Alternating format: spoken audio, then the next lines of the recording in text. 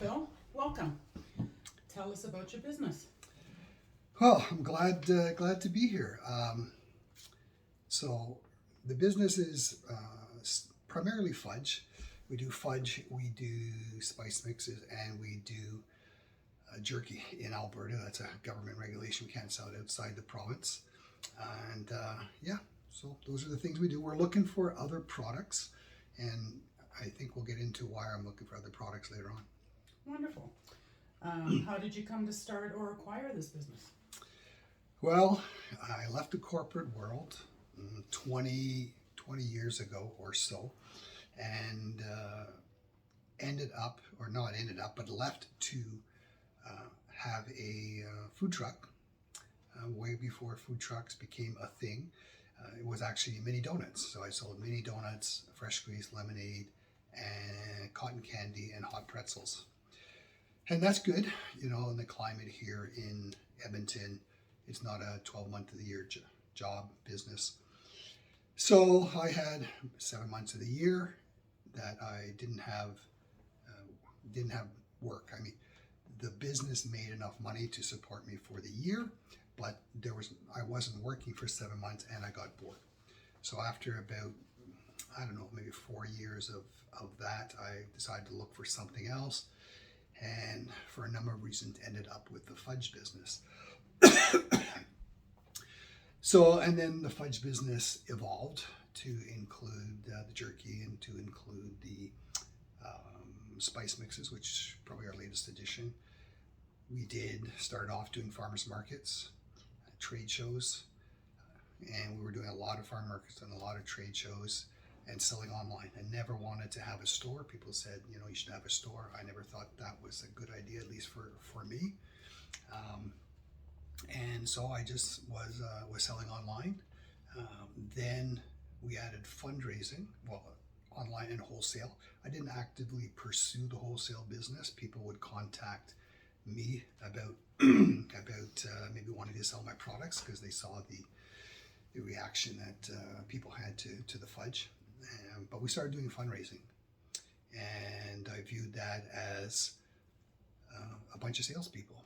That the kids on the hockey team, the kids on the soccer team would go out and basically promote my fudge and get me sales, and that in turn would lead to follow-on online sales. So it was really a strategy to get online sales. Wonderful. Is your business now what you originally envisioned? No. What have you changed along the way? No, not even close. I started off doing the mini donut business, and why mini donuts? Basically because I love mini donuts. Who doesn't? Yeah, and so I never thought that at some point down the road I would be in the fudge business, I would be in the fundraising business, I would be in the jerky business or the spice mix business. I just liked food. I liked to cook, and it just was kind of a natural evolution from the fudge to the other products as a way of supporting the business and being something that I enjoyed doing. How did you finance the business? I was entirely self-financed. I was not interested in having a partner. I was not interested in having loans to the bank or to anybody else for the business. Took a line of credit out on my house. I used my credit card. And yeah, just financed everything personally over time. I mean, I didn't dump the whole bunch of the money. And when I started the farmers market, I did it out of the home. You're allowed to produce food products for farmers markets only from your house. And so that's what I did. I didn't have the overhead of a commercial kitchen. But as I wanted to expand from farmers market to trade shows and to sell online, I needed a commercial kitchen. So got a small commercial kitchen, and over time that has grown. What obstacles did you have to overcome, and how did you do it? Well, there were many obstacles, I suppose. Staffing. It's you depend a lot on staff, and sometimes staff leaves with very short notice and causes problems.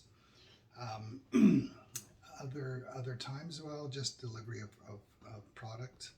Uh, there have been delays, and so that's caused problems. Had to scramble to make it, talk to customers that were wholesale, that were the fundraisers, and explain kind of situation. It was never a long a long delay, but you know, it may have been a week or something more than they expected. They were all very good about it. Other obstacles. Well, I said about the commercial kitchen, so I had to overcome that, going from, you know, manufacturing stuff in my home to the commercial kitchen. And always just trying to grow the business. There's always things that you need to work on. What sales channels do you utilize? Well, Facebook is the big one. Social media, I suppose, is a big one. You know, we're on Facebook, we're on Instagram, we're on Pinterest, we're on LinkedIn, all of the social, the major social media platforms. So that's been the growth. Also, word of mouth. Also, we use Trustpilot to encourage people to give us reviews, and we have right now we have over 500, I think approaching 600 5-star reviews. So it's really good. No one in my business has that. No one in the farmers market community, the one farmers market that I still do, you know, even come close to approaching it. So it's a word of mouth. It's also word of mouth because I try to make the very best product I can. I can make cheaper fudge. I don't want to make cheaper fudge. That's not, you know, not me. It's not what I'm about. I want to make the very best fudge that can be made. And I think it comes through in the product. And, you know, people recognize that and they tell people about it. So who are your customers? I would say that the majority of my customers are females, probably aged, you know, 20 to 60. Young people, older people, primarily women. And I guess women like fudge more than men do. But yeah, that's my main customers. And we talk about fundraising. The main customers there, we do a lot with all sorts of sports teams. I think I've said hockey and soccer, lacrosse, football. We do a lot in the dance community. We do a lot with travel clubs. We do a lot with animal rescues. We support animal rescues across the country. So yeah, those are not sort of people, but kind of organizations that support us. And as far as the wholesale goes, the majority of the wholesale customers are sort of small mom and pop shops, maybe tourist shops, coffee shops, gift shops, those sorts of things, flower shops that carry our product in addition to what they normally do. How do you attract and interact with your customers? Again, social media. That's a big part of what we do. We have our VIP Fudge group. We have, you know, the web page. We have recipes on the web page. The VIP group is a bunch of people who share recipes, who love the fudge, who love cooking, who love sweets. We do the savory now with the spices and different ways that the spices can be used. And that generates a community who use our product and talk about our products enthusiastically.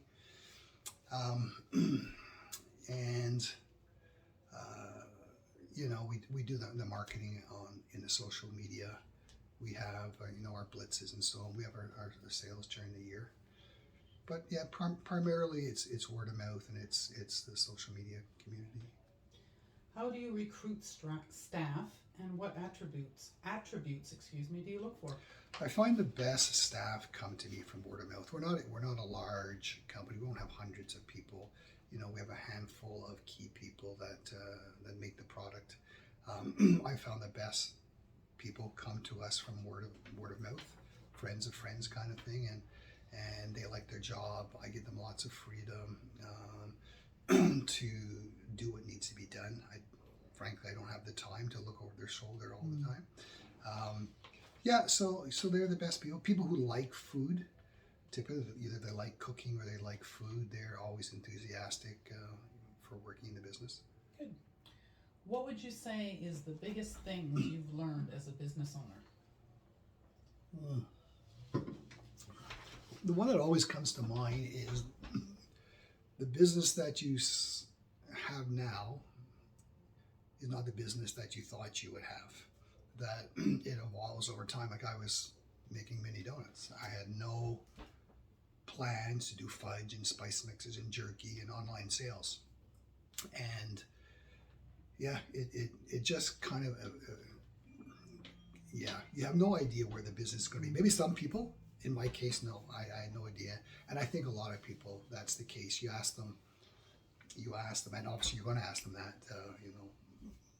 what, well, maybe you're not going to ask them that, but that was my revelation. But if you did ask them, what did you think your business was going to be when you started and what was it at the end? It's going to be quite different. What advice do you have for someone starting their own business? Well, thoroughly understand what it is you're going to do. I mean, you get a lot of people say, well, just go ahead and do it. And that's a big part of it. At some point, you just have to go ahead and do it. You can't plan it until it's 100% perfect. Never be 100% perfect, but you need to know, what it is you're going to make or buy, and what are you going to sell, and what are you going to sell it for, and who's your market going to be, and do you have a great a good price point for your product? What are your competitors out there? What are they charging? What do you want to charge? What's your overhead going to be? So you got to know all those things at a high level. Numbers are easy for me. I like doing spreadsheets and stuff, but you don't have to figure it out to the cent or even to the single dollar. But you have to have at a high level, understand all aspects of the business. What's your product going to cost, and who you're going to sell it to, and what's the price going to be, and what's your overhead going to be, and does it seem like it's going to be a good business? But yeah, you just and then just go ahead and do it. Don't plan, and never end up starting the business. Have a good idea, a good gut feel. Talk to people that you trust who will give you honest feedback. A lot of people will agree with you just because they want to be supportive of you, but that if it's not a good idea and they agree with you, that's not being very supportive. What's in the future for your business? Well, we're always looking to add products. I want to add a product to our fundraising, to our whole portfolio every year. It's kind of the goal. And I want to do it well. It's got to be a quality product. So I look for ideas. I look for products maybe that I can add to the fundraising to make them more successful. They have more products to offer, and also to increase the follow-on online sales. Not sure. There could be sort of a rearrangement and a refocus on the company. So we'll see what happens over the next couple of years with that. Yes. Any business ideas? Would you share them with us? Lots of business ideas. I started this business quite late in my life. The environment I grew up in, the community I grew up in, didn't lend itself to being entrepreneurs. Typically, people were tradespeople. They went and they worked for a large company their entire career, got the handshake and the watch at the end of their career. So I had no experience with that. And until I moved to Alberta, I wasn't exposed to that at all. And then through the social things that I did, I met lots of entrepreneurs, a very entrepreneurial spirit here in Alberta. And so I started to think about doing that very late in my life. If it had been earlier in my life, if I had started in my 20s, for example, and I would encourage people maybe in their late 20s to consider, a good time to start business up, or even before that, if you spent the time to think it through. So I would probably have been a serial entrepreneur. I would have had a number of businesses, particularly with what I've learned now, but it's later on in my life and I can't start up large businesses. I am looking for some businesses that I can do from through my retirement, so I don't necessarily have to be in the office making things happen or creating products. So Yeah, they will probably be businesses that are focused on the internet, maybe some drop ship businesses, maybe some sort of intellectual type businesses, maybe some mentoring, something along those lines that I can spend maybe a few hours a day working on, but nothing firm as of yet. So what's in the future for yourself personally? Well, I'm looking to slow down. I am thinking about retirement. I'm not a fan of the cold weather, so I would probably not stay here. I would probably look to relocate to a warmer climate, and how that pans out, don't know. Maybe if someone wants to offer me a lot of money for the business, I'll sell them the business and just go live somewhere. But I'm the type of person that I can't just sit down and put my feet up. I have to be doing something. That was the issue. The whole issue with Phil's Fudge Factory was I was just bored over those 7 months. So I don't see me retiring. I'm not a golfer. I don't know if you guys know, but I'm a car guy, and so I would be maybe working with my hands or doing something. But I'll probably have a few sideline businesses that don't take all my time, but take some of my time. Great. Well, thank you so much for joining us today. It was my pleasure. Thank you for having me. Take care. Bye-bye. Bye. All right.